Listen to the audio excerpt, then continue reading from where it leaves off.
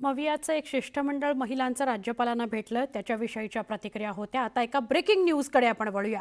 भिवंडीच्या पडघा इथल्या एटीएसच्या छापेमारीमध्ये धक्कादायक खुलासा झालाय। नाचण परिवारानं स्लीपर तयार केला होता अशी माहिती समोर आली आहे। देशविरोधी कारवाई करता स्लीपर सेल तयार करण्यात आला होता। स्लीपर सेलकडून मुस्लिम तरुणांची माथी भडकवण्याचं काम केलं जात होतं।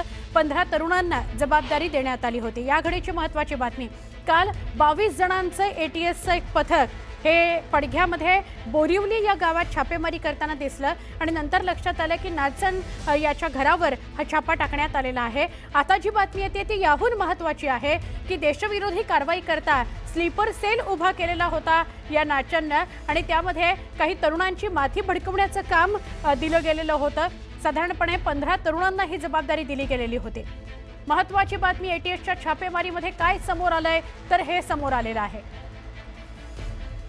भिवंडीतल्या पडघ्यामध्ये बोरिवली गावात नाचन याच्या घरावर छापा टाकण्यात आला अशी माहिती मिळते आहे। एटीएसनं काल सकाळी ही कारवाई केली। खूप वेळ ही कारवाई सुरू होती, साधारण 3-4 तास ही कारवाई सुरू होती। खूप मोठा फौजफाटा त्या परिसरामध्ये होता आणि त्यातून ही बातमी समोर येते की देशविरोधी कारवाई करता एक स्लीपर सेल नाचनकडून तयार केला गेलेला होता। तरुणांची माथी भडकवायची आणि त्यांना देशविघातक कार्याकरता वापरायचं अशा 15 जणांना जबाबदारी दिली गेली होती। 15 तरुण हे या इतर तरुणांना माथी भडकवण्याचं काम करून स्लीपर सेलकडून या तरुणांची माथी भडकवली जात होती आणि हा स्लीपर सेल तयार केला गेला होता नाचन परिवाराकडून।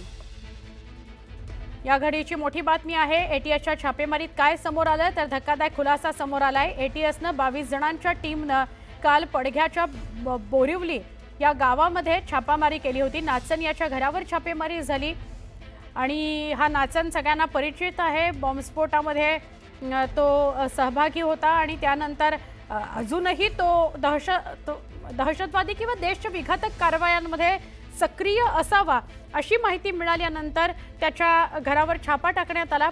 भिवंडीतल्या पडघ्यामध्ये बोरिवली या गावात त्याच्या घरावर छापा टाकण्यात आला आणि मग असं समजतंय की तो एक स्लीपर सेल चालवत होता।